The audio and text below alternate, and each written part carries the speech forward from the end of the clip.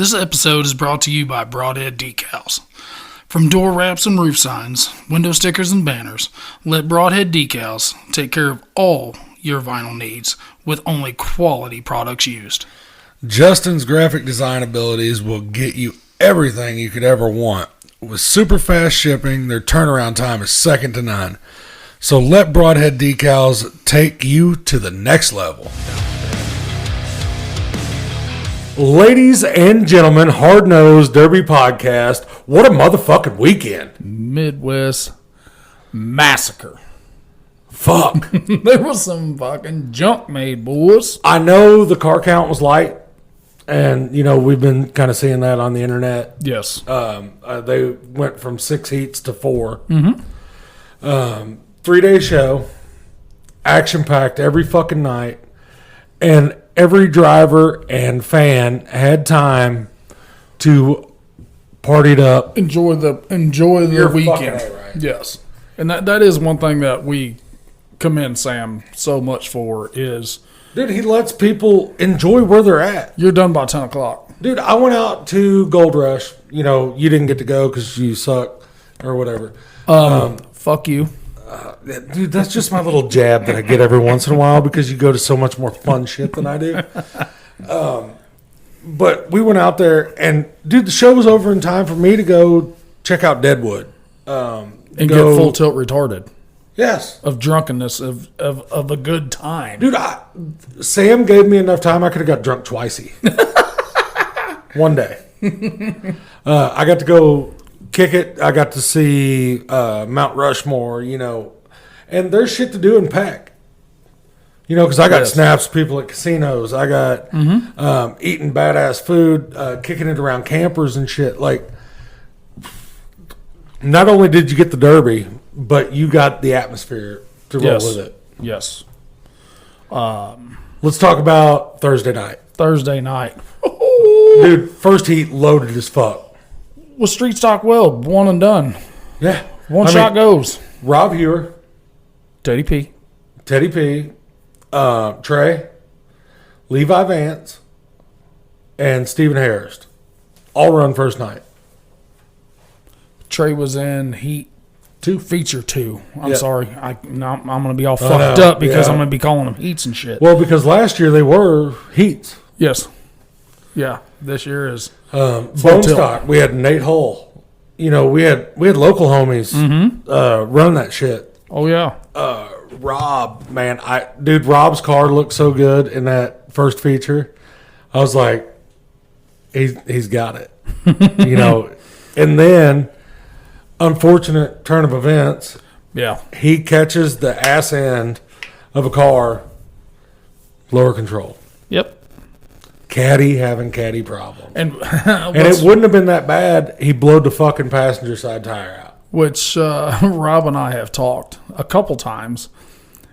He said, you know, a lot of caddies have caddy issues. He said, you know how many ball joints I've ever replaced before I ran? I said, how many? He said, 0. He said, if it ain't broke, don't fix it.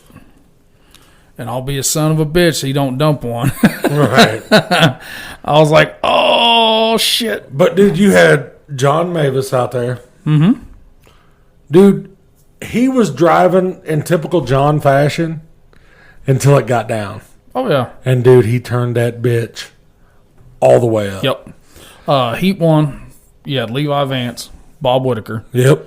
Eric Blom. Stephen Harris, Rob Hewer, 5X, Mike Mowry, Mike Patton. You got a whole fucking stack heat of just bad dudes. Bad dudes. Just fucking Certified. bad dudes, yes. Dude, Levi Vance was driving better than I've ever seen that dude drive, ever. Because I think he was in a better car than he's ever been in. I understand that, yeah, there were some rookie mistakes made, and they were kind of talking about it on the live feed and shit. For no more experience than that dude's got in a actual car, dude, especially in that fucking setting, he was driving that shit like a professional. Did you get the Snapchat of his inside of his left leg? Did you see Trey kicking? Yeah. Insult to injury. Yeah. And then you had Stephen Hayhurst out there wheeling the motherfucker out of that car. Yeah. Was that his first old iron? Oh, yes, I believe so. I thought it was too. One thing that I want to say about Stephen Hayhurst, and we didn't get to talk about this before we hit the go button. His track awareness is fucking insane. Yeah. I don't know if you noticed that. Yeah. Dude, Rob was stuck, done on the clock. Wall, on the wall, on the clock. Stephen caught him and went straight over there. Yeah. Levi's track awareness, fucking killer. Yep. They drove so good as, I'm going to put this in quotations, as a team. Mm-hmm. In a single setting. Because look what they had to go up against. Ralph Lee just run everything. I think he run every fucking class. Because I was like, Ralph Lee's just junior. Ralph Lee just junior. Ralph Lee just junior. Yes. I'm like, this motherfucker must be having an out-of-body experience because I'm pretty sure they were running 2 classes at once. He was in both of them. Well, Super Stock Feature 1, 5X, got that check. I told him at the end of the show on Saturday, whenever he was running again, I was like, get the fucking broom out. Yep. Because he's about to clean sweep this shit. Yeah. His truck was phenomenal, which we'll go into that too. Fuck around. But, you know. Anybody can say what they want. They want to call him a bagger. They want to call him this. They want to call him that. The motherfucker can jump in and drive whatever you want him to. Yep. And I'm not saying he was bagging at all in that the first feature. He was. He wasn't just bagging. He was keeping his nose clean. Mm-hmm. He was doing what it took. Somebody was going to give him a shot. They were going to hit him dead square in the ass. Yep. He wasn't feeding him a wheel. He wasn't feeding him a 45 Dude, to the nose. The back end of that square body looked fucking amazing. Mint. Where everybody else's humps were blowing out, his did not. Nope. John pulled off the win, plus the Mad Dog. Because when it got down to that 5, 6, 7, it got turned the fuck up. Oh, dude. Whenever he realized that the ass end was used up, he knew immediately. And turned that bitch all the way around. Mr. Wagon Man himself, Bob Whitaker in second. Eric Blom third. Dude, I'm going to say it. That's kind of a big 3. Well, you know what I'm saying? Because we've been leading up to me and you going out to King of Ohio, and we're always talking about those 3 that you want to see. Correct. In that grudge match, that heat. Mm-hmm. I'd like to see those 3 motherfuckers put out there. That's right. But you're going to see them. Right. You're going to see 2 of them together. A month before. Yeah. Gold Rush, and then you're going to see these 3 on the track together for the Wheelman National. Now, kind of switching gears here, and I know we're talking about the running order and all that bullshit. What would it be like to see a team like that? Oh, well, because you've got Eric Blom, dude. He will fucking turn that shit up from the word go. Mm-hmm.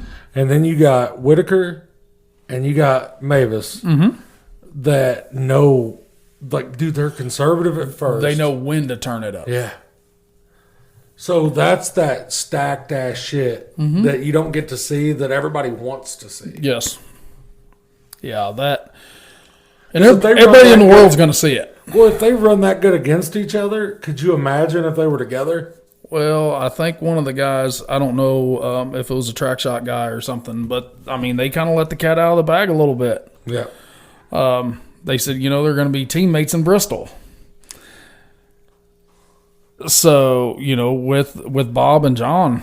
So the word's getting around, and we don't have to be the ones to let the secrets out. You know what I'm saying? Right. Because if you watch the live feed, dude, there was actually quite a bit of shit that was said. Yes. The Vans were Thursday night as well. And, dude, here's the deal. Chase Hubbard won. Okay. Chase Hubbard won at River City Rampage as well. Uh-huh. Kept his nose clean as shit the whole time, and then sent it at the end. Did you all did everybody get to see how hard those vans were running? I mean, not to be that guy, because I'm usually like, fuck that class, it's a filler class, whatever. They put on a show from the flag drop. Yes. Yeah. Full tilt. Fuck. One end of the blocks to the other, not lifting, ass to ass, and just disintegrating people. And what a weird mix of vans out there. You got to see square body vans. Yep. Old like Plymouth. Yes. Voyagers. Yep. All the way up to the 2010 Honda Odysseys. Van. Yeah.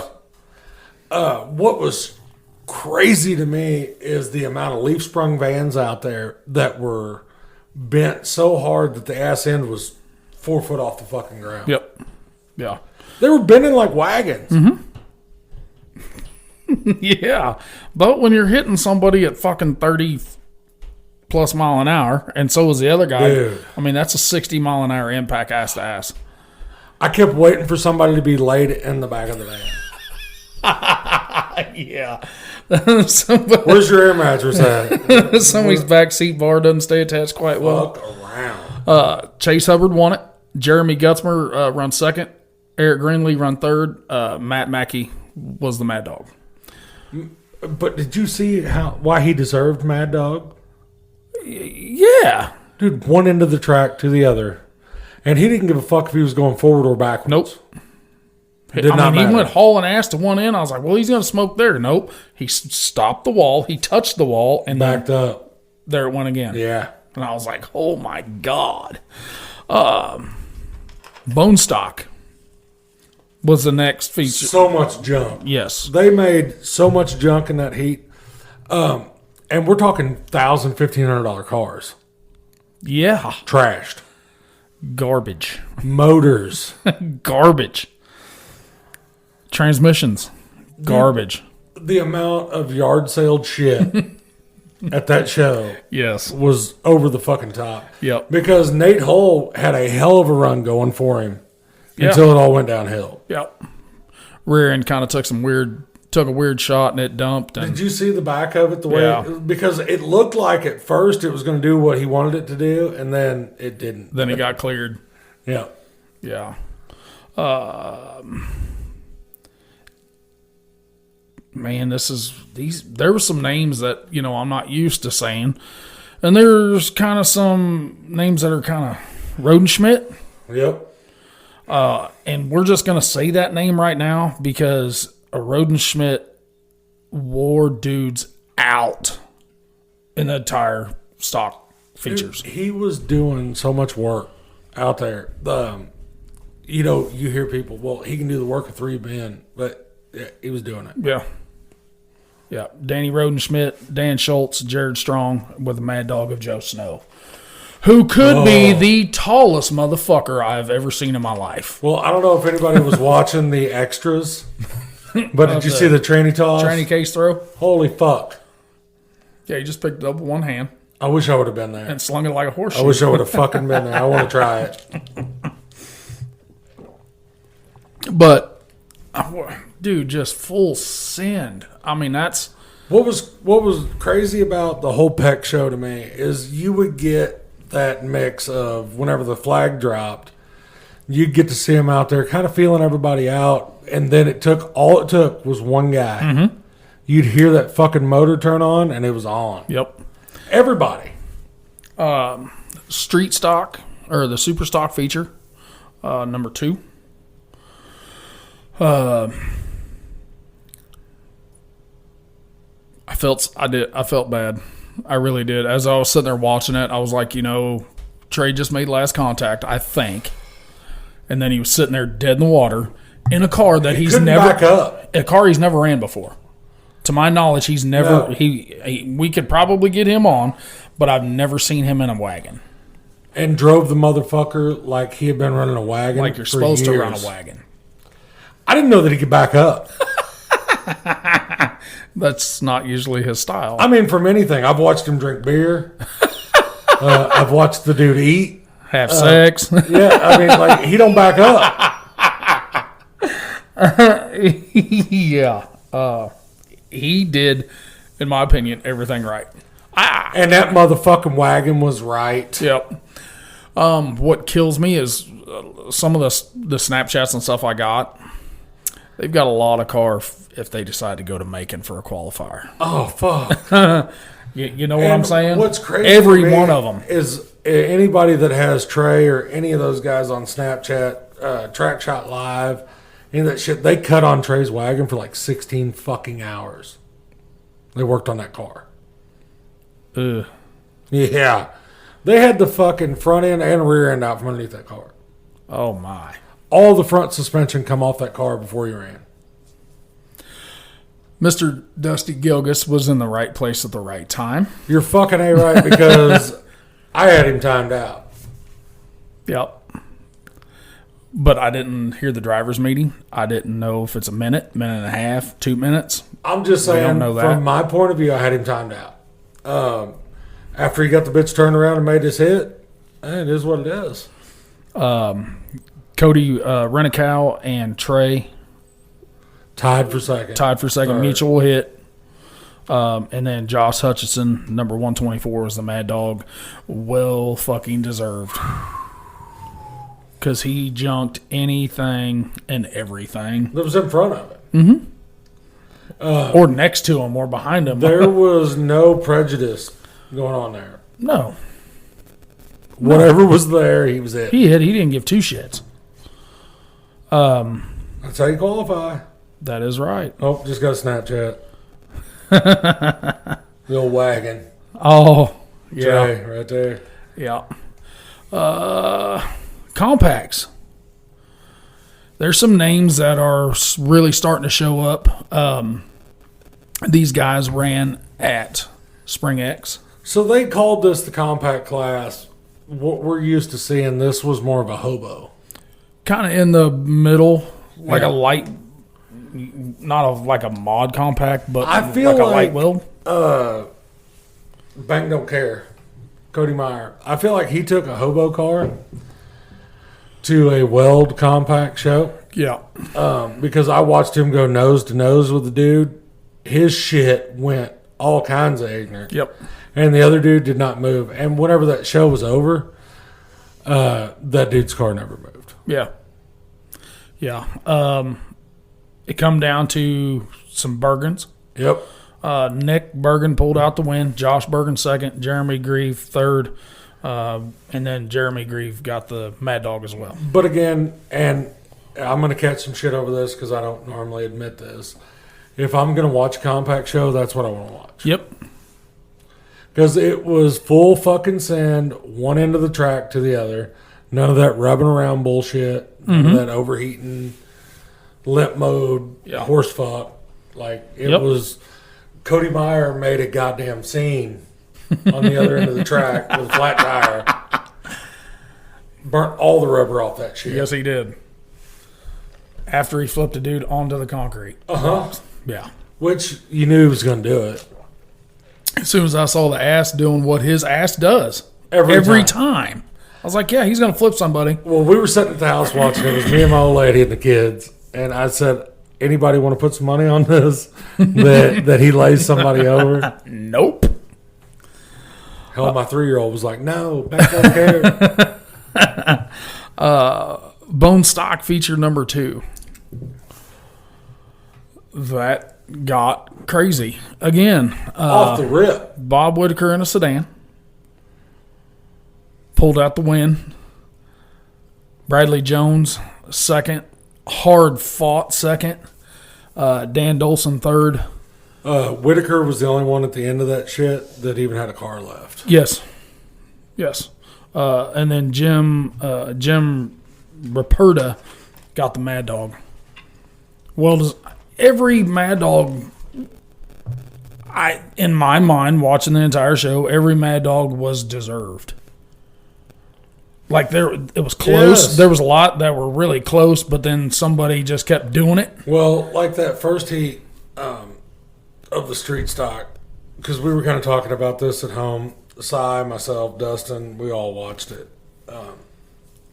Rob Hewer was kind of in the running for that, in my opinion. He was. But his Mad Dog shots were more strategically placed, other than the fucking just let loose, wide open shit. Yep. Because you see that sometimes, because like what Rob was doing in a Mad Dog sense to me, and I put that in quotations again, is every shot that he made that was a hard shot Counted. You're fucking A-right. Yeah. It was a back wheel shot, a shot that could blow a hump out, a shot that would break an A-arm, shit like that. Whereas the dude that actually got the Mad Dog, Mavis, dude, he did not give a fuck where he was hitting. It was just the car that was fucking with him. It was on. Yep. And I think that's just the difference between him. aggressively driving. Yes. And mad dogging it. Yeah. There is that fine line, and a lot of people will argue with me because some people say, "Oh, he hit that fucker right off the rip, set them both up." Well, he made one hit. That's just because you're fucking remedial. That doesn't mean you're a mad dog. How many times have we talked about it? And I'll give PJ some shit on this. He come off the fucking line so hard. Was that Mad Dog worthy? Yeah. Because he kept doing it. Yeah. Until his car wouldn't do it anymore. Yeah. Was it smart? No. I ain't never claimed that motherfucker to be smart, though. No, but yes, I love I him have. to death. I do claim him to be smart, Well, actually. watch him build something. The motherfucker's smart. Correct. His driving style sometimes, not so smart. Probably too many of them twisty lights. Yep. Super Stock Feature 3, Mike Scahill pulled win out. Scott Hoffman second, Eric Burgett third, Mad Dog of Mike Scahill. That's another one who got the win plus the Mad Dog. So, and stealing positions. Yes. That's what I like to see, because they knew the more they can steal from that, the less competition they're going to have at Gold Rush. That'd be right. Yeah, because they were going to take 8. Yeah. They were supposed to take They 6. took 6. And now, being it went to 4, so they took the winners plus. But they still only pulled 6 out of that show. Yep. Because 2 winners got And you're the Mad fucking Dogs. A-right. Yeah. Smart on their part, whether that was premeditated or not. Regardless, it's still fucking smart. Trucks. Oh. You and I had actually personally talked. That's kind of that farm truck style. It's not stupid built with What we plates talked everywhere. about adding to our shit. Yes. 100% that build. Yes. So many Dodges out there. There's so many second gens. So Everywhere. Everywhere. I know. I'm like, fuck. I need that fender. Not after that show you did. Nope. Because Mr. 5X pulled the win off in that. And that's the first time I've saw that body style in a single cab. That was like, wow. His shit never quit. No. You realize that, right? Like, I mean, whenever you watch John Mavis go out there, I have never, and since I've been actually paying attention to the dude, seen him come down to being out over mechanical failure. Yep. I've seen him run out of car. But as far as I think he ran out of transmission yesterday. But I have never seen him come down to straight up bullshit mechanical failure. Yeah. Yeah. Like I said, his truck was, yeah. I bet that motherfucker's so wore out. I was wore out watching him. Yep. He pulled the win off. Ashton Duden second. Jeremy Holmeyer third. And then Jacob Roker got the Mad Dog in that. That was a very good show to watch, without a doubt. I'm usually not a huge fan of the trucks. But they put on a hell of a show. A hell of a show. Dude, they were blowing fucking bedsides off. They didn't. It was honestly, after the flag dropped, it was like they didn't give a fuck. Yep. Where everything even settled after it did, they didn't care. Yeah. Because they weren't just driving backwards. That's normally what you see in them trucks. You know, Everybody Oh, yeah. backing up. Bone stock. Full size number 3. What day was that? I said something about Rodenschmidt. What day was that? That was Saturday. Saturday, yeah. Roman Rodenschmidt, and came down to father and son. Roman Rodenschmidt first, Dan Rodenschmidt second, Zach Dolson third, Jason Schultz, Mad Dog. Very well deserved. I love seeing the son beat the dad. Yep. Yeah. 'Cause it's almost like that family torch is passed. Correct. But like I we've said, seen it with Rob and Trey. Rodenschmidts throughout the whole weekend, So that Still bloodline didn't see that name as much as you did fucking Legis. Yeah. The one that I really enjoyed, which we talked about before we hit the button, was the youth class. Dude, they went out there. Go ahead. You do that, and then I'm going to add to it. Well, I know for a fact that Austin Johnson's crew and the Southern Number 9 tour paid the entry fee for this youth class for their drivers that were going. Carl McAllister, Griffin Schoonover. And on that note, you've got to commend Austin on that, because not only is he teching at Bristol, he pulled away from his show to let these kids go get a chance to qualify for the Frankie Guy Youth You're Nationals. fucking A right. Yeah, Brady Ingram, Carly McAllister, Griffin Schoonover was a 3 that run. But I believe that was first, second, and third in points for the Southern Number 9 last year. And Kinley was there. Yes. The dude that we, he Reeves. won the setup. Yeah, we got the roof sign and all that shit. Yep. So it came down to Carly and Griff.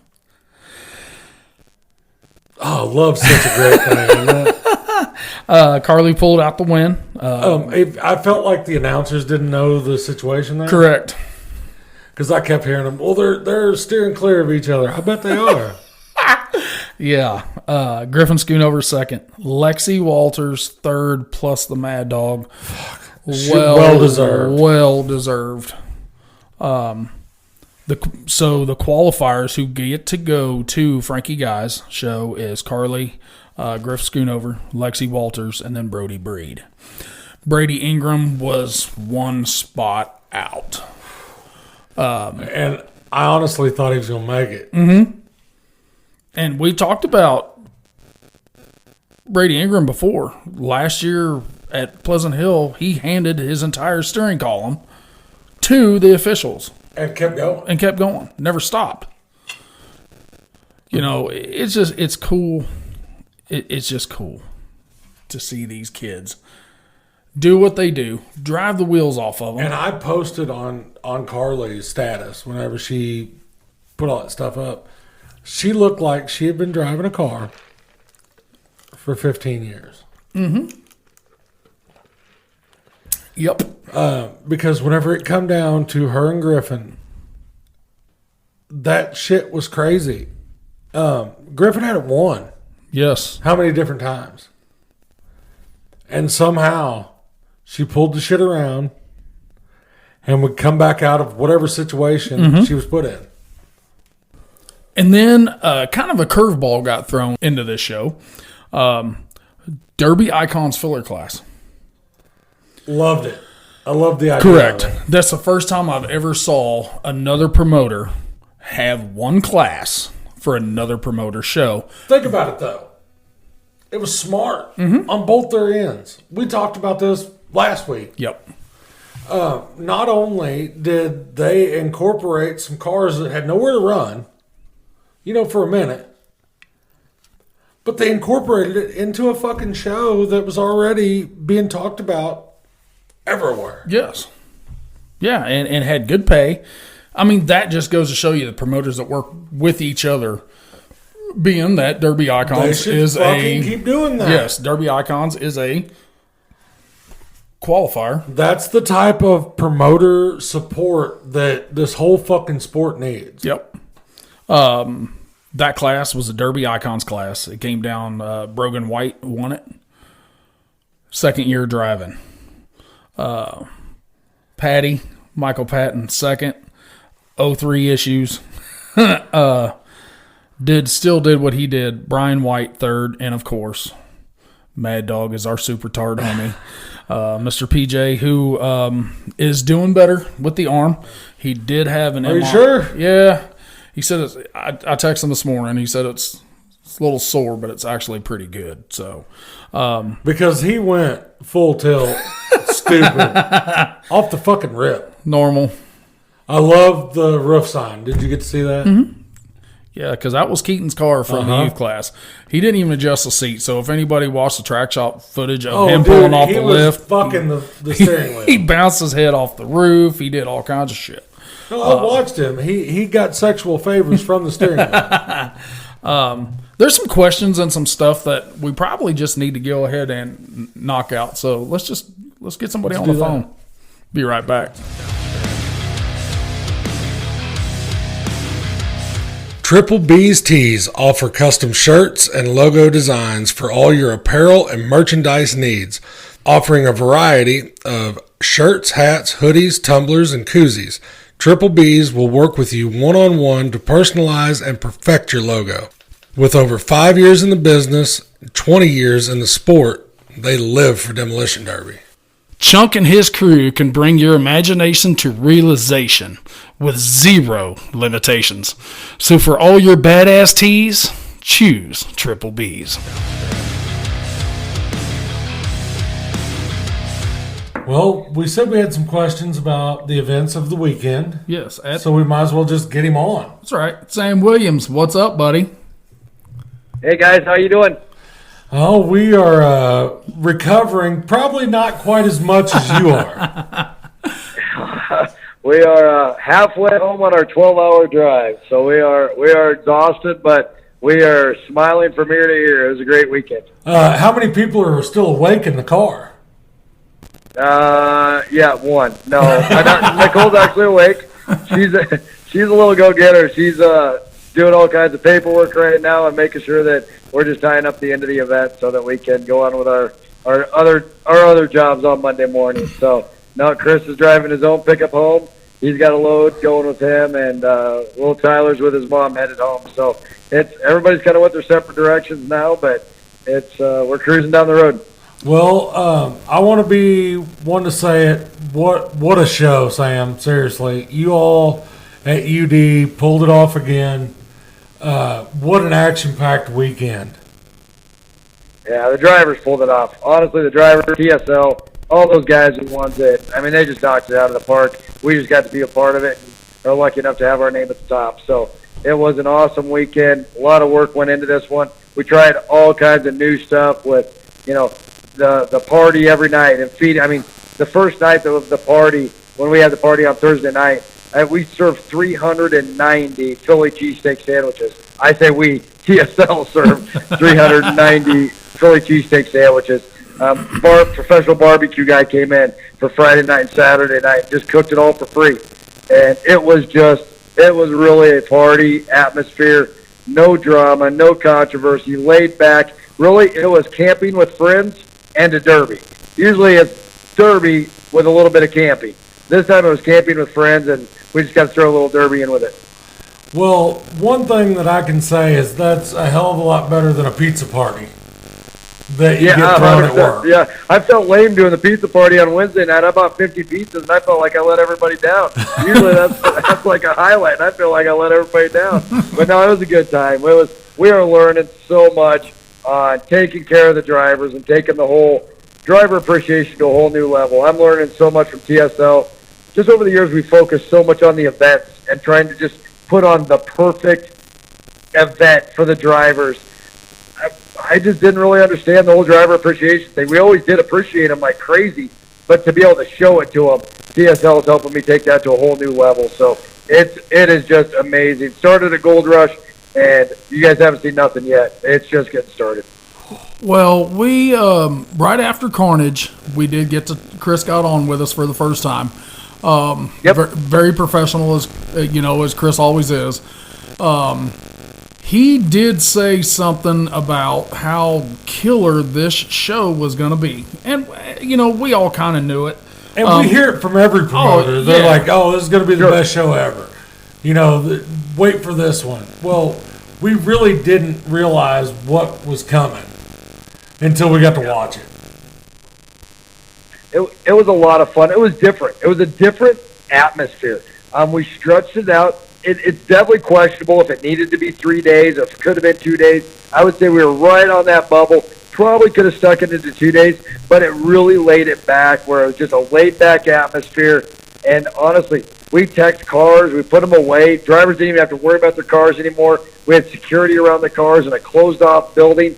They were just gone, put away. The only time we opened that barn up was either to put more cars in there after tech or to bring them out at 4 o'clock in the afternoon for that night's run. And the only ones that left were that night's cars. So it was just an atmosphere where drivers just got to enjoy their families. And that's what we were after. We just wanted to have a fun family event. One thing that we talked about before we got you on is we want to commend you on the fact that you all are taking these people to these venues and places in the United States that offer so much more than just a derby, and then you're giving them time to enjoy it. Yeah, absolutely. We're not looking. I mean, when we picked Madison, we had looked at probably over 30 venues around America, and the whole thing was honestly, their Coliseum at Madison it's just the same as a lot of them are. 10,000 seat arena, nice facility, a little bit older. It's good. I don't even care about that. What's camping look like? What's the outbuildings look like? Can we pit indoors? That's what we were after. It was that driver experience that I wanted a facility that was going to be far above everywhere else. Rapid City, South Dakota. The minute we walked into that facility, I knew we had struck gold. Literally, when we walked in, we were like, oh my gosh, if we could get our people in here, we are going to feel honored to be in this building. And then you're in the center of the Black Hills. I'm probably biased because I live there, but you're not going to find a prettier place on earth in my opinion. But I don't know. It's all about the driver experience. Pecatonica, 130 acres, really over 400 camping spots. We use 150 of them. So it's going to be a big show in another couple of years is what we got coming. Well, that's what we were talking about. Whenever I got to go out to Gold Rush, because Derek didn't get to go because he's a loser or whatever. Fuck you, Hook. Yeah, we won't hold it against him. Well, maybe a little bit, but not a lot. I guess I could have got fucking 2,000 people sick with the vid if I showed up. But like I was telling him, you had your show over in enough time, and it didn't have to start early enough that I was able to go see Mount Rushmore, Deadwood. I got to experience what was local to that show. And that's something I've never got to do, even in Topeka. I've been out there forever and went every year for, 7 years.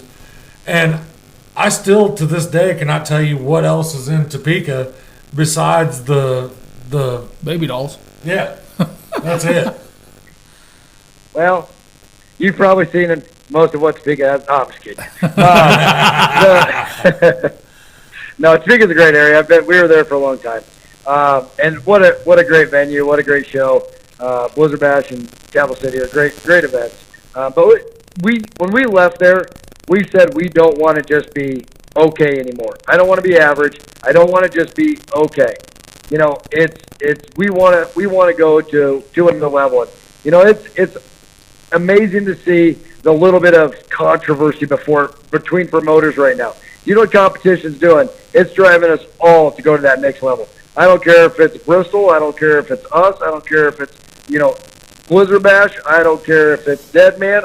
It's pushing us all. Top-notch promotion. All those guys. Frankie Guy giving $10,000 to a youth. It is pushing us all to be better because there's only so many drivers. Who's going to get them? So it is a driver's market right now, and finally the drivers are being appreciated the way they should be. You're exactly right. 100%. Well, Sam, one thing that we talked about before we got you on was, to my knowledge, of the 20-plus years I've been around this sport, this is the first show I've ever saw where another promotion company brought a class in to another promotion company's show.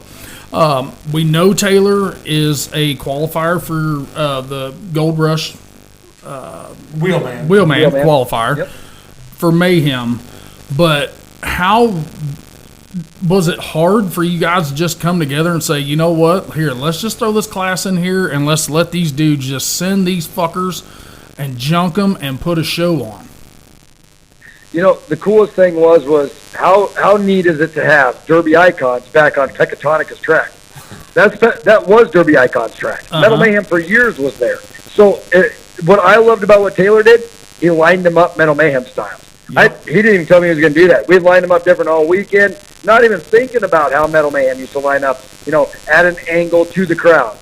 Taylor went back to old school lining them up, and I mean, he brought the personality of Metal Mayhem and Derby Icons to my show, and honestly, that's what I texted Tori this morning. I said, man, you set such a high bar, because he was congratulating us on a good show, and I said, you set such a high bar at Metal Mayhem years ago. I'm just trying to achieve it. And that's honestly how I feel. If we could turn this back into that quality of a show and that big of a show, I'm telling you, I would feel absolutely honored. So having Taylor there, him and I are good friends, and honestly, we didn't even talk 10 minutes about that. He called me, he said, Bud, I got an idea, what do you think? And I said, absolutely, run with it, man. What can we do to support it? And when it was their turn to take the track, I didn't ask any questions. I just said, hey, here's our headsets, here's our flags. Let me know what you need. I went up and I did the scorekeeping for him and helped him out. And I'm telling you, their crew did the heat. Their crew did everything, and they did their own inspections. We didn't help at all. And it was just really, really cool to fist bump at the end and go, nice job. We're setting a new bar. And it's pretty cool. That shit was knocked out of the park. Yep. The promoter collaboration that went on there, it looked like nothing. There was never a hiccup in the show whenever it switched from you all to Derby Icons back to UD. Nothing ever changed. It looked like the same people were on the track. Absolutely. And the pace was there. I mean, those guys put on how cool is it to have the Icons on your track, right? Those guys put on a hell of a show. And, I felt like UD drivers are fantastic. Icon drivers, if you look at them, we all have the same drivers. We all are using the same, all the same guys. But it's just a different feel from UD to Derby Icons and back. And to watch them massage that track, and they've got their nuances. And, the biggest thing that we try to do with We Crash TV is there's a story on that track every time. And what I challenged our pay-per-view guys this weekend was tell the story. Find a way to tell the story of what's going on out there. It's evolving the whole time. You can almost see the end 2 minutes in. You just got to be able to catch it. You got to find out what that story is and how it's going to evolve. And I mean, it was so cool to watch. Their story was a little different than ours on the track, but at the end, it was all the same result. Great action, and it was just really cool to have them on the track. Well, we were all talking, like Derek and I was talking about the show coming up at King of Ohio with Chad Markley and Pete Hansen and JT and all them. Well, we were talking about how the finish of your all's first street stock heat was. And, Mavis and Eric Blom and Whitaker. Do you know how badass that is to see that shit on the track? Like, that's what us as consumers, like, that's what we want to see. Yep. Oh, it's phenomenal. And, and they're all amazing sports about it, just like they will be next weekend. And that's what I love about these guys. When you get into high-level derby, I don't care what track you're on, those guys they're gonna set the pace and they're gonna go. And that's what I loved about the show. It's been a lot of different shows, and you watch a lot of wins, and oh yeah, they bagged the win, or they did this, or they did that, or it's easy to sit at home and critique these drivers. But I'm telling you what, these guys turned it up so much, and when they did get into the wheel, man, you could just see the disappointment on their face, and they're like, okay, we'll see you in Ottawa.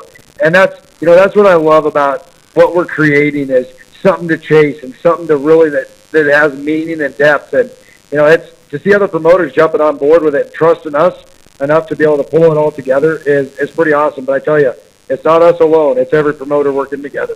Well, it's that next level shit that we've talked about so many times, even with you. We've talked about it with several promoters that we've had on here. Rob Baker, several of them. Absolutely. It's all that next level shit that everybody's looking forward to. That's what's making these shows, quote unquote, big shows. Absolutely, because we're all fighting for the same 100 drivers of the show. Yeah. So at the end of the day, how am I going to get that 100 drivers versus somebody else getting that 100 drivers? And so I'm going to have to step up my game. They're going to have to step up their game. What it does is all ships rise, right? When the tide goes up, all ships rise. Mm-hmm. And right now we're setting that tide. And I'm telling you, if you don't rise, you're going to drown. So we're going to keep raising that tide, and we're going to keep pushing it. And if all promoters rise together, man, that's just going to get more people into our sport. It's going to set a bar, and I feel it's how the sport's going to go somewhere. I don't think it's going to be one of us does it by ourselves at all. It's going to be everybody's doing it together and just slowly raising the whole thing, and that's how we're going to raise this thing. If any one promoter thinks they can do it by themselves, I'm telling you they're dead wrong. If we can all we raise this all up together, that's how this sport's going to go somewhere. Well, when we were speaking with Chris, he said that you guys had some stuff in the works, and it was going to be a bomb. He wasn't going to be able to tell us at that point in time, but it would come out in the near future. I think we figured out. Well, I watched your live video to figure that part out. Madison, Wisconsin, 2025. The payout on my brain, it hasn't processed yet. Oh my gosh, me neither. Trust me. Because if my memory serves me correctly, you're looking at $50,000 win and then a $25,000 Mad Dog. Yeah, it's $50,000 to win, $25,000 per second, 15, 10, 5, 2,500, all the way down. Everybody who makes that feature gets $1,000 and a minimum of $1,000 with a $25,000 Mad Dog. And it's taken us 2 years, really a year and a half of working with Madison to pull this off. We had 4 arenas in the running, and we wanted to know who wanted this event the worst. And we worked all of these arenas for about a year and a half. And Madison stepped up and they said, pick us. And it was a really cool experience to go through. We just got fire marshal sign off a month ago after a year and a half.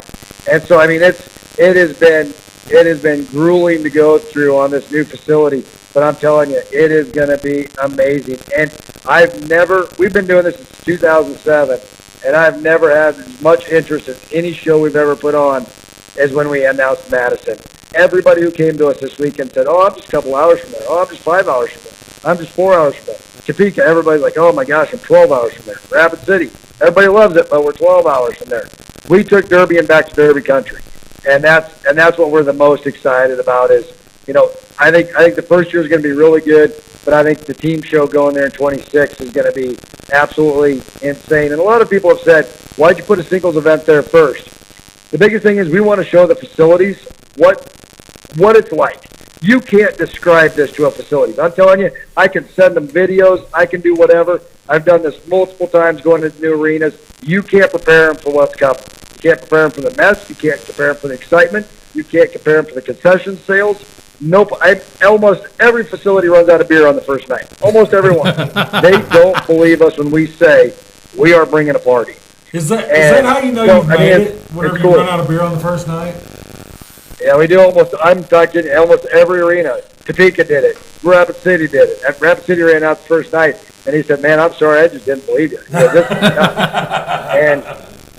But the cool thing is with a singles event, we're only fixing 33 cars every night, or every day. So we run 33 advance to the next day. That's it. So that's the only cars that have to be repaired. I get to let Madison see what it's like to fix 33 cars before I take 200 cars in there that have to be repaired in one day. So that's the biggest thing is we want to ease them into Demolition Derby and not scare them. And so that's everybody's wanting to know why did you take the year off the team show basically in 25? And that was the major reason was we couldn't make the switch cleanly between the singles event and the team event, and everybody wanted the team event in the spring. So we're getting what they want. We'll get Madison what they want, and you know what? We're marathon racers. We're not sprinters. So we're going to do it for the long haul. We're going to do it right. Well, just like whenever you all posted all that, you had your live feed and all that stuff and announced everything. Just like I said on there, make sure that you keep us posted on when the sign up for that is, because I'm ready to bring a bone stock car that direction. Absolutely. It's this coming Friday night at 6 p.m. Central Time. Sorry, I'm getting slapped by Nicole. 7 p.m. Central Time. So it's this Friday night, 7 p.m. Central Time. The boss is smacking me over here. That's okay. I won't hold that against you. I know that she's the one that runs behind the scenes. I tell you, anytime I even post to social media, she has to about go through it anymore just to make sure that I didn't mess anything up or I didn't say anything I wasn't supposed to, because I get too excited. So what this one is going to actually do is take place of Whiskey City. It is, absolutely. Taking the place of the same weekend. So it's going to be that March 17th through the 20th time frame. I don't have the exact dates in front of me, but it's right in that same time frame. So it's going to take the place of Whiskey City, but it's going to be with, a team show. Eventually it'll be a 5-day team show, and it will be absolutely massive. So, well, if I don't the payout that we're doing this next year has never really been done before in Demolition Derby. If I don't get a spot for it to run a car, you better at least save us a couple seats. You guys are always welcome there. Right? We'll set you up nice. I mean, this thing has 12 suite boxes. It's got all kinds of fun stuff. So it's a cool facility. Like I said, a little bit older in the Coliseum, but what's really great about that is when you get into a newer building, they're very particular. It's got to be done one way. And with these guys, they are, hey, come in and make it successful. Do what you need to do. So we're bringing the ventilation with us. A lot of people are saying, how do you know ventilation is going to be good? I've never been in an arena that has the north and south door. You think about every arena we're in is a horseshoe, right? Clean air coming in. Where the heck does it go? Topeka tries to put fans across to get it to go across the arena. It's super hard to get an opening on the opposite side. Madison, north-south doors. You never get that. So we are going to be able to push that junk right across the track. Don't even have to go up with it. Just go straight out the other door. So we feel like we have a really good plan. We're investing quite a bit of money and some really big fans, and we'll be able to move about 25% of that air in there every minute. So it's going to be really cool. Well, before we started, I know that there's some stuff that you want to say about some misfortune that went down last weekend. So we're going to let you just kind of have this platform and say what you need to say right now, and we're not going to ask you any questions or nothing like that. So you got some stuff absolutely. that you need to say, sir? It's one of those things that you as a promoter dread ever happening at your event. And I've never since 2007, 15, 16 years, I've never had a tragedy at my event. And last night, we lost a dear friend and a dear family member of the Derby community and Chief. And it was a very sad night. And, we were literally all just enjoying the evening and basically celebrating the event. Literally, if you look at the TikTok post that TSL put out, we were literally just wrapping up the night, and Chief passed away last night. And I just want to give our absolute condolences to his family. And it was one of those sudden tragedies that just happens in all of our lives. And it's just absolute natural causes, but we feel so horrible for the family. But I was talking to the Rankins last night and the family that it was such a cool deal to hear the story. They as a group, all from different areas, travel to all these major derbies together, and they meet up at these derbies and celebrate Demolition Derby together.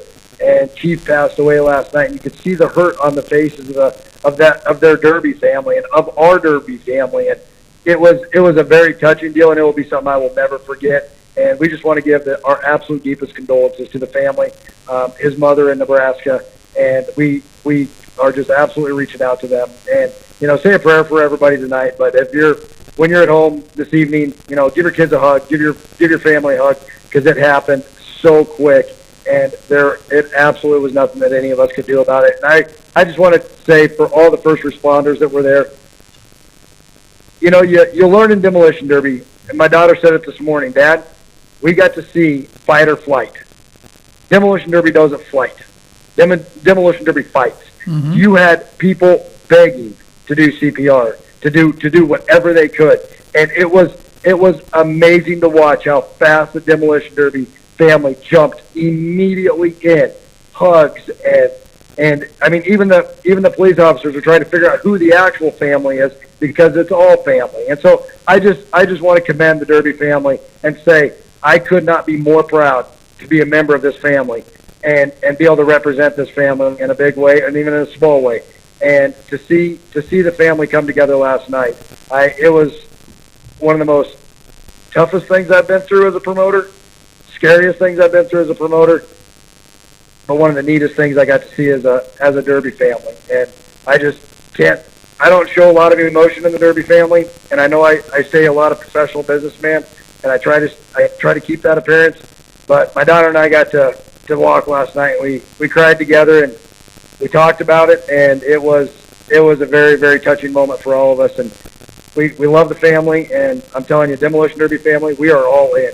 And after seeing last night, the Derby family is our ride or die. It was just an amazing experience. And so, like I said, I'm very sorry for the family, and anything we can do, Ultimate Derby will be here.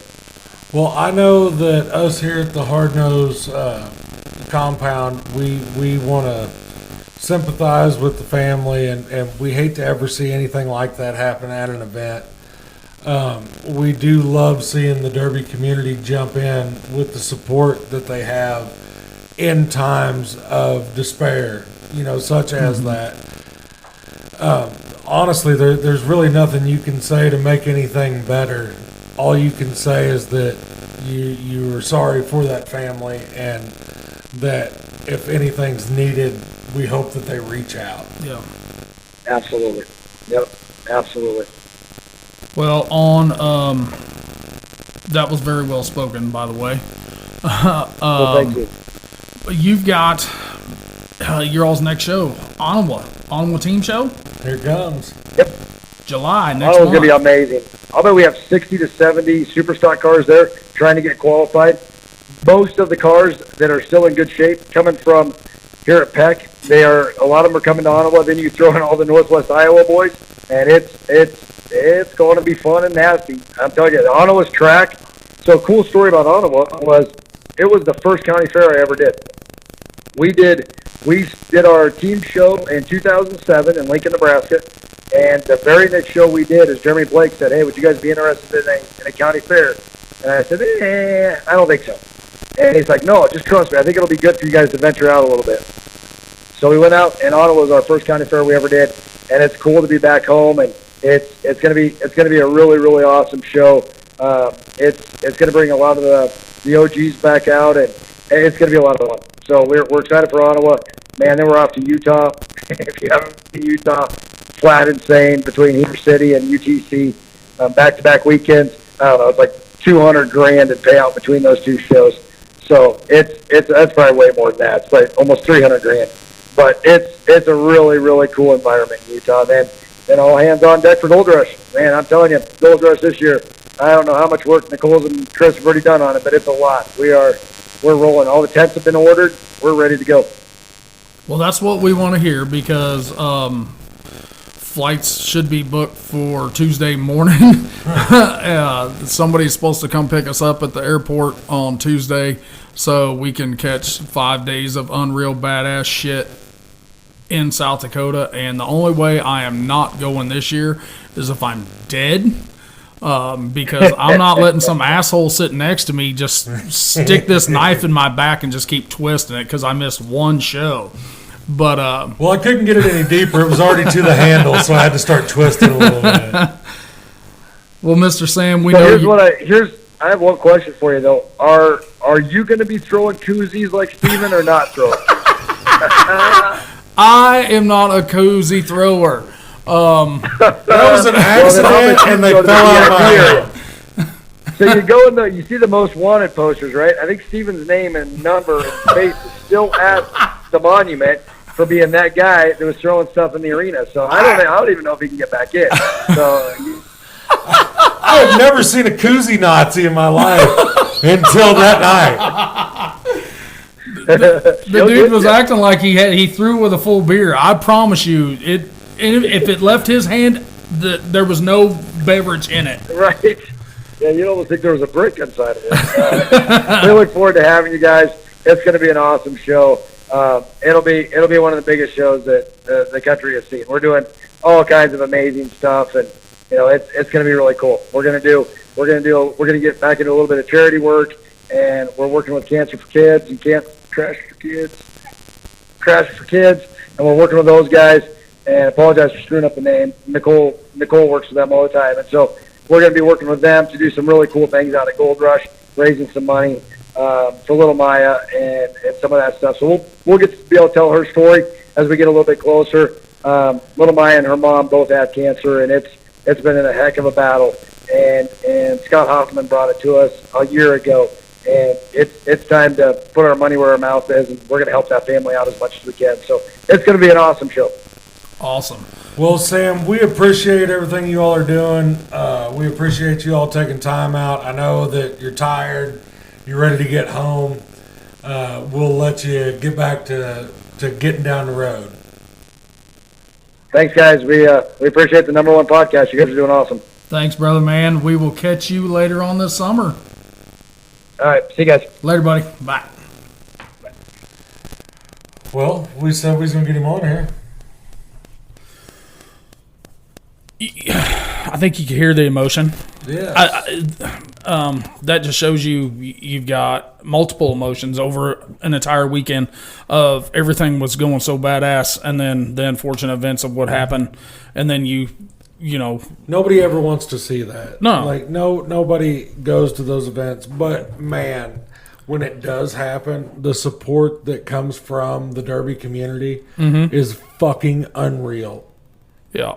It doesn't matter whether you're a promoter against another promoter or whether you're promoters that are looking out for each other, because we've seen it. There's lines drawn in the sand. But whenever there's a tragedy, it would not have mattered whether it was your worst fucking enemy. Correct. They would have helped. Mm-hmm. Yeah.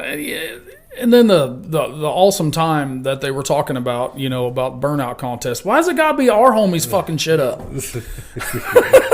I was going to bring that up too. We'll catch up with that because there's a pretty good story behind it. But I want Sam to tell the story. So if anybody got to see any of the Snapchats, there was a white Lincoln melting the motherfucking tires all the way. I think they were waiting on Sam to go to bed. And then I think there was a Ford Power Stroke that melted 4 tires off the back. Yeah.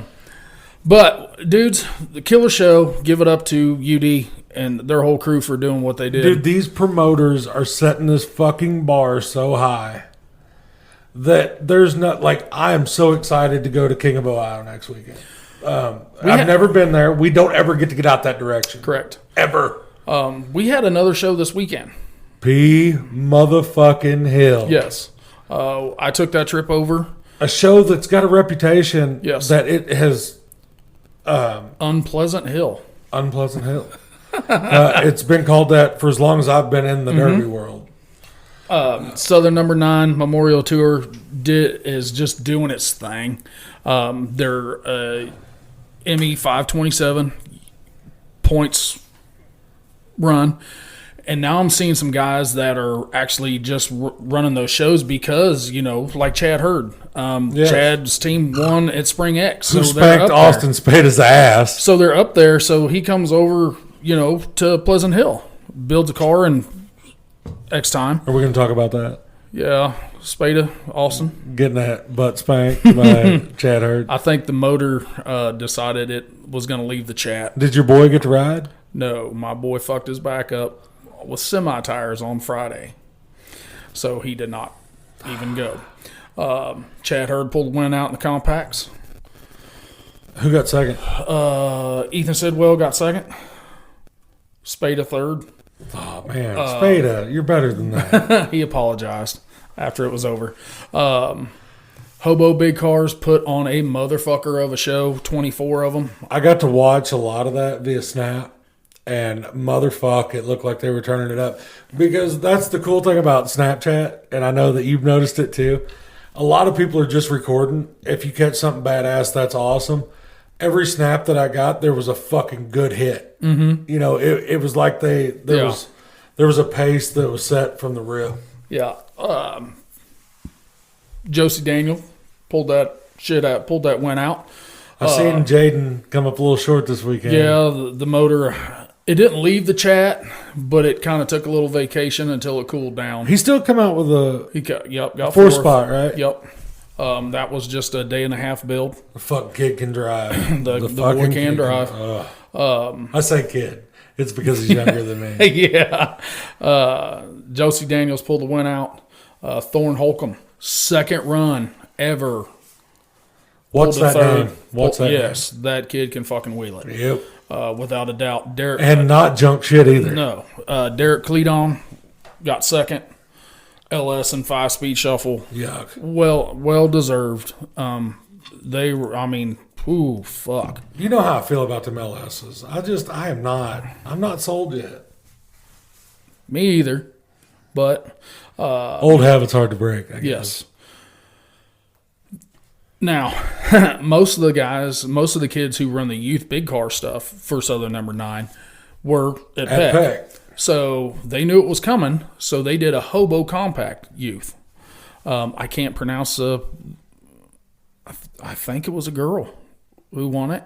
Ryan Sidwell's daughter run her first show. She run fourth and acted like it wasn't her first show.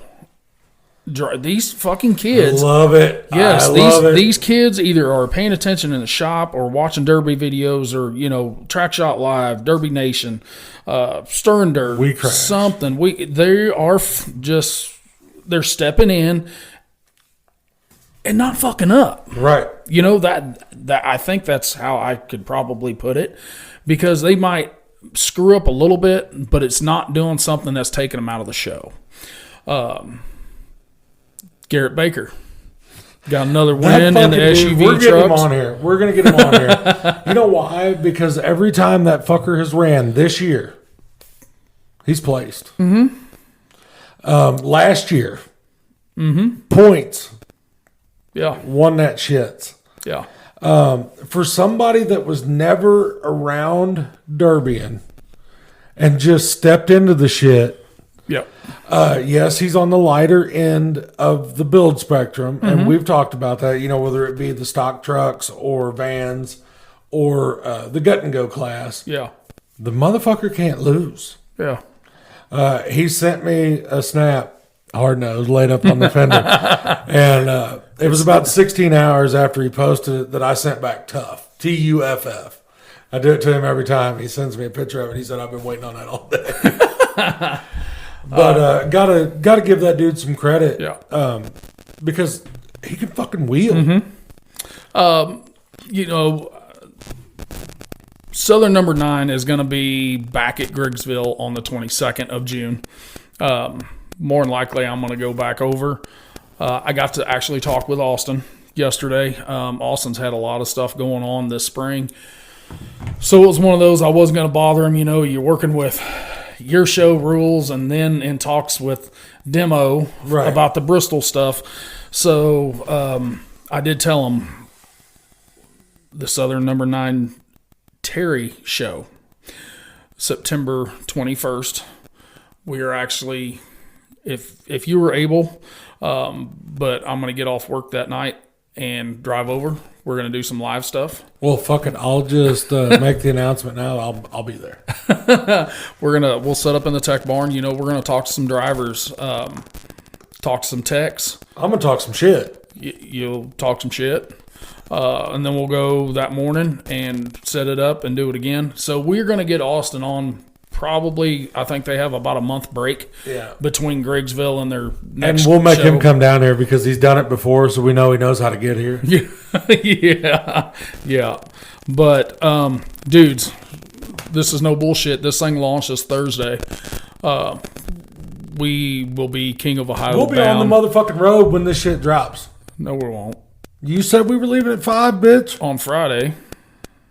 Oh, Drops on that's Thursday. Right. That's right. Unless I get a wild hair. Unless she gets a wild hair. Because we're going to throw this out there. That was the 106th episode.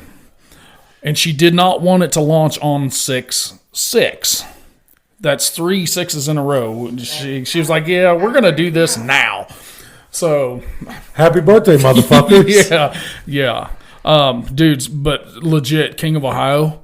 We'll be there. We are going to be there. Get that shit on DerbyNation.tv. It'll be on there Friday, Saturday, and Sunday. Dude, we're talking one of the biggest motherfucking heats of the year. Ever, in my opinion. Yes. We got to see some badass shit this weekend, but the shit like they're talking fuck around on purpose. We both seen it. Teams. You'll get teams, 2 or 3 guys that draw the same heats or whatever, and it's fucking killer. These are 3 dudes. Right here. 3 dudes. They're put in the ring at the same time on motherfucking purpose, and they already know it's coming. Yes. they know what's coming. They've been talking shit. A huge amount of shit. I love it. But we're talking King of Ohio. Yes, sir. Triple D. Mm-hmm. This shit is going to get wild. It starts at 5:30 on Friday. Mm-hmm. They're running front-wheel drive team heats, king class heats, and they're having the motherfucking DJ after party, which I figure I will burn that bitch to the ground. Like, whenever we're done with that after party, we're just going to throw a match in it because they're going to have to rebuild. Because Hard Nose is going to be up in that motherfucker getting wild. We got to get to the hotel. They've surely got Uber up in that shit. Then they start Saturday at 2 o'clock with the mowers. Front-wheel drive Conti, front-wheel drive Youth, Legends, rear-wheel drive stock. Which is teams. Yes. King Contis, trucks, and then guess what? DJ after party. I'll burn that motherfucker to the ground for night number 2. I'm gonna show these shits how to do it. How the Midwesterns get down. And this is why I took Monday off, because I don't know if I'll be able to drive back. No, you probably won't. Sunday, noon start time. Now that's Eastern. Yep. So that's 11 o'clock. Our time. Our time. My time. Yes.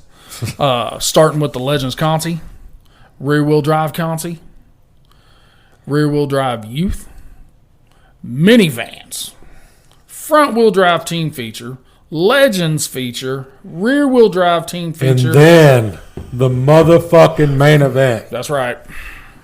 The Kings feature. Who is the baddest motherfucker that weekend? Yep. And this is a title you get to hold until next year. For a year. 364 and a half days. You get to be the baddest motherfucker at King of Ohio. Yep, in Ohio. And honestly, with the lineup that they've got, you are one of the baddest motherfuckers in the nation. Could it be Jason Kinman? Could it be Chad Markley? Could it be Pete Hansen? Could it be Braun? Yeah. I mean, it could. I wouldn't want to bet money.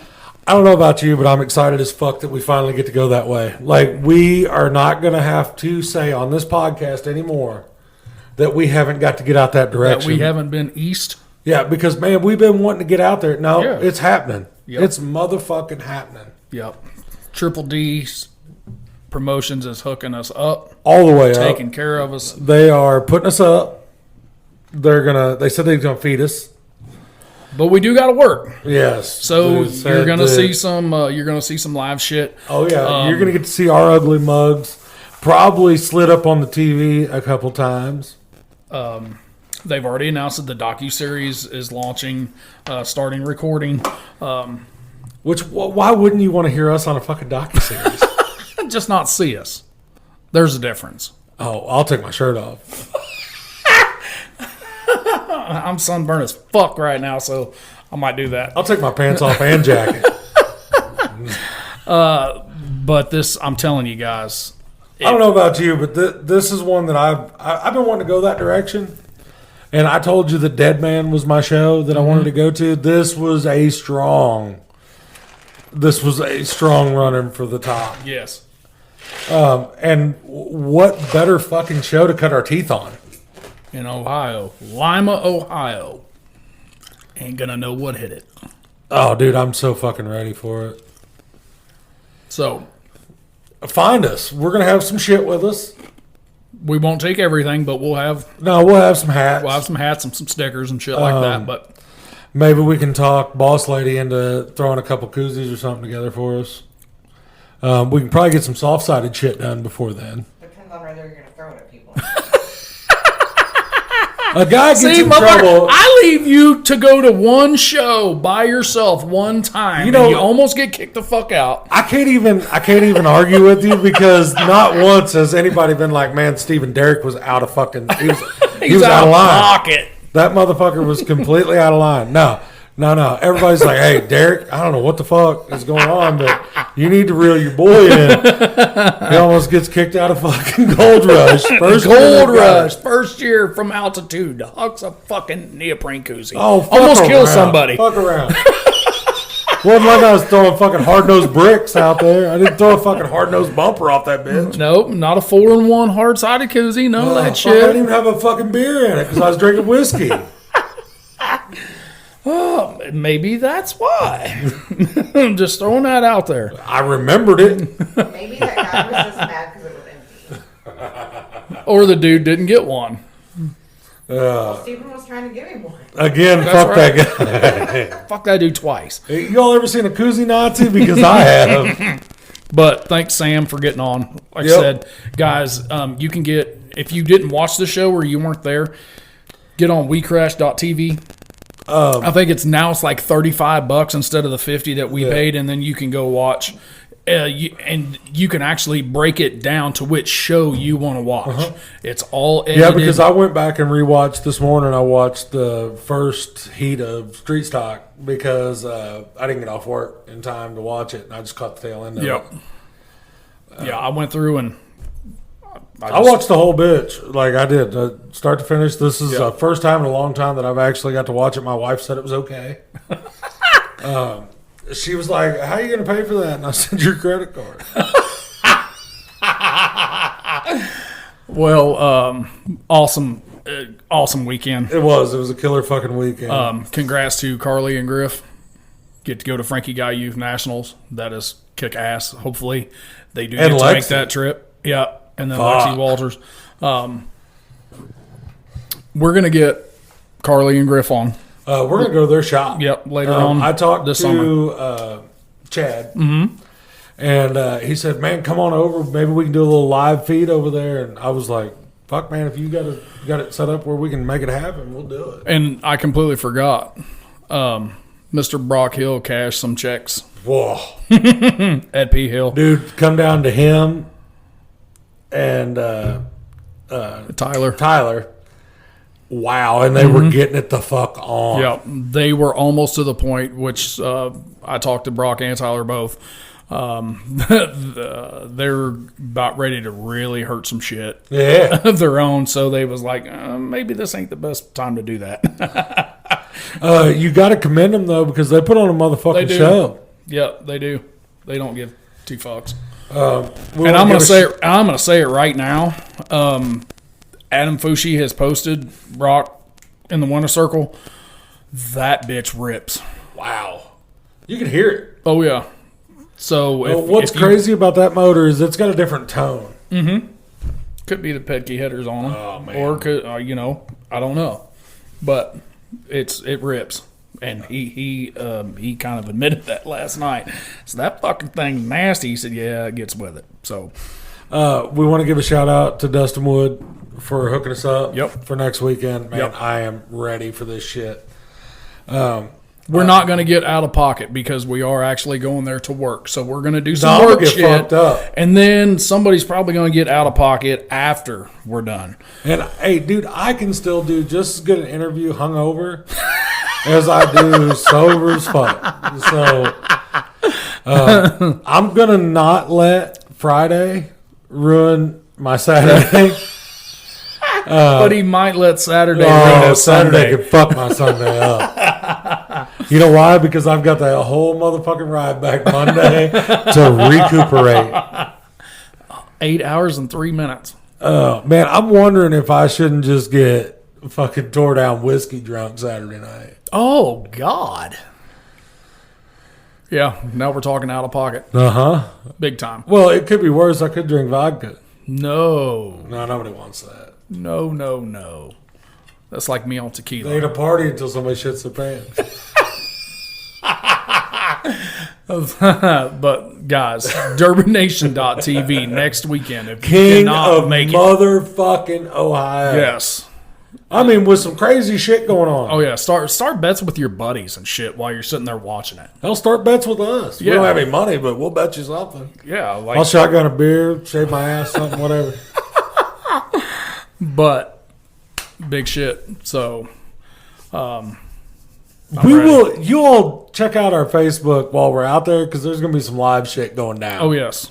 There's gonna be You some never know who the interviews. fuck we're going to be with either, and I'm just going to leave it at that. Yeah. So got any last words? Nope. Make junk, boys.